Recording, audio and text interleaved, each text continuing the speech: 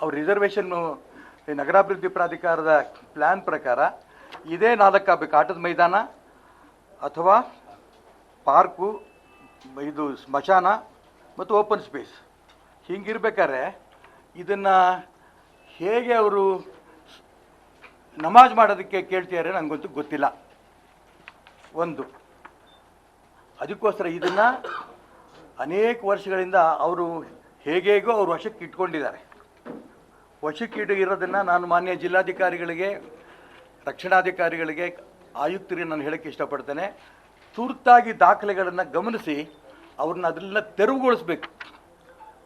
ಅಲ್ಲೆಂಥದೋ ಒಂದು ಹಣ್ಣಿನ ಅಂಗಡಿ ಇಟ್ಕೊಂಡಿದ್ದಾರೆ, ಹಣ್ಣಿನ ಅಂಗಡಿ ಇಟ್ಕೊಂಡಿದ್ದಾರೆ, ಹೆಂಗೆ ಇಟ್ಕೊಂಡಿದ್ದಾರೆ, ಹೇಗೆ ಕೊಟ್ಟಿದ್ದಾರೆ ನನಗಂತೂ ಅರ್ಥ ಆಗ್ತಿಲ್ಲ.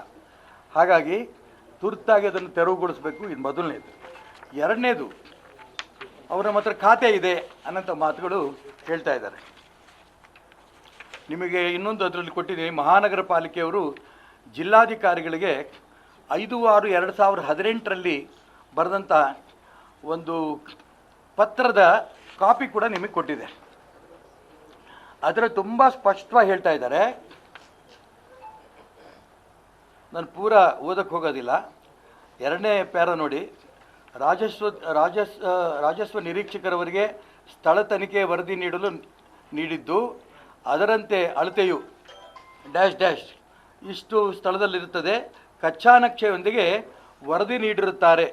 ಅಲ್ಲಿಂದ ಮುಂದೆ ಮನವಿದಾರರು ಸಲ್ಲಿಸಿರುವ ಸರ್ವೆ ನಕ್ಷೆ 2015 ಪರಿಶೀಲಿಸಲಾಗಿ, ಇಲ್ಲಿಂದ ಮುಂದೆ ಬಹಳ ಮುಖ್ಯ, ತಿಲಕ್ ನಗರ ಮಹಾವೀರ ವೃತ್ತದಲ್ಲಿರುವ ಸೈಯದ್ ಶಾ ಅಲೀಂ ದಿವಾನ್ ದರ್ಗಾದ ಸ್ಕೆಚ್, ಈಗೇನು ಆ ಮಹಾವೀರ ಸರ್ಕಲಲ್ಲಿ ಇದೆಯಲ್ಲ, ಆ ಸೈಯದ್ ಶಾ ಅಲೀಂ ದಿವಾನ್ ದರ್ಗಾ ಅದರಲ್ಲಿ ಇದ್ದು, ಅದರಲ್ಲಿ ಈದ್ಗಾ ಮೈದಾನ 36 ಗುಂಟೆ ಎಂದು ಇರುತ್ತದೆ. ಇವರೇನು ಈದ್ಗಾ ನಾವು ಮೈದಾನದಲ್ಲಿ ನಾವು ಪ್ರಾರ್ಥನೆ ಮಾಡ್ತೀವಿ, ನಮಾಜ್ ಮಾಡ್ತೀವಿ ಅಂತ ಹೇಳ್ತಿರಲ್ಲ, ಅದು ಕೂಡ ಇದೇನು ಮಹಾವೀರ ವೃತ್ತದಲ್ಲಿ ಇದೆಯಲ್ಲ ಇದರೊಳಗೆ ಸೇರಿದ್ದಿದ್ದು.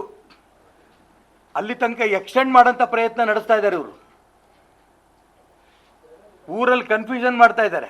ಇದನ್ನು ಮಾನ್ಯ ಜಿಲ್ಲಾಧಿಕಾರಿಗಳು ಇದನ್ನು ಗಮನಿಸಬೇಕು. ಇದನ್ನು ನಾನು ಹೇಳ್ತಿರೋದಲ್ಲ, ಇದು ಮಹಾನಗರ ಪಾಲಿಕೆಯಿಂದ ಆಯುಕ್ತರೇ ಬರೆದಿರೋದು ಪತ್ರ.